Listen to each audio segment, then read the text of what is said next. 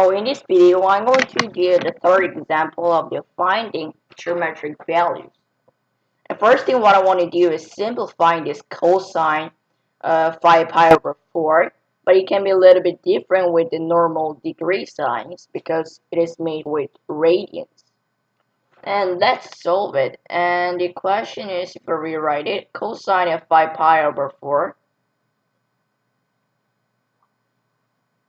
is equal to, let's see, we already know that the geometric value that 4 pi is equal to 45 degrees, but we multiply 5. That means we also need to multiply the right side to keep it equal, and it will gonna be equal to 5 pi over 4 is equal to, let's see, 5 times 5 is 25, and 4 times 5 is 20, so 225 degrees. It's equal to, so if you write it, it's gonna be equal to cosine of 225 degrees. But we can simplify it into the addition of the 180 degrees and something, because we can express it in the coordinate and understand it a little bit easier. And cosine of it is 180 degrees plus 45 degrees. And we simplify it into the degree mode. And that means 180 degrees. We go 180 degrees and go 45 degrees more right over here. And that means the cosine of 225 degrees will stay in the third quadrant, which the only tangent value is positive. So the sign of cosine,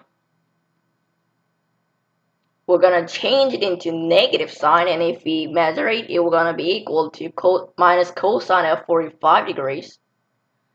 But we already know that, we learned that the special values of geometric values, special angles, and the cosine of 45 degrees, I'll write down here, cosine of 45 degrees is equal to square root of 2 over 2.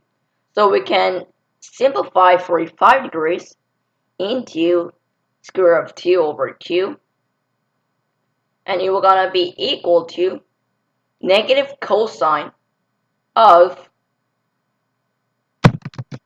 square root of 2 over 2. And cosine value will obviously cancel out, and it will gonna be negative square root of 2 over 2. So if I write the answer, it is negative square root of 2 over 2. And for the second example, which is a sine of 5 pi over 4, and I need to draw a line here to not to be confused with cosine value. Or I'll just write here in the second line, because it's a little bit confusing. So I'll erase this. And you will get the sine value, sine of 5 pi over 4 is same thing with, if you simplify, sine of 225 degrees using this expression as we did in the solving cosine value.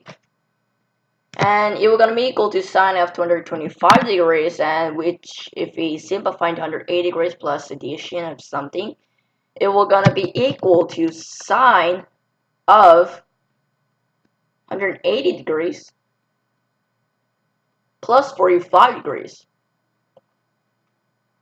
And it will be equal to sine of 180 degrees. It will be equal to, if you draw a line, if you draw the angles, 180 degrees plus 45 degrees.